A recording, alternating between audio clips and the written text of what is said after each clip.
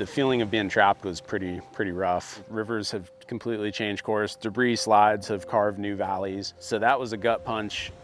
With 2,500 private access bridges in western North Carolina that need to be replaced, there are many neighborhoods that are not able to safely access their home anymore. Building this bridge was essential and moving forward for that community, for that household, for that family. Stoney Creek Bridge was a 35-foot bridge.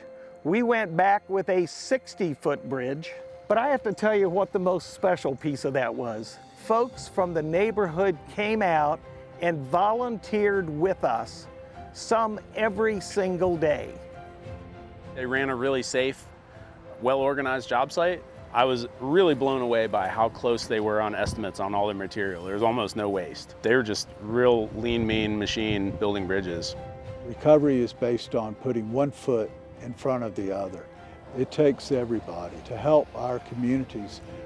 It takes all of us, from FEMA to the state, to the county, to the faith-based organizations, all of us working together to make it happen.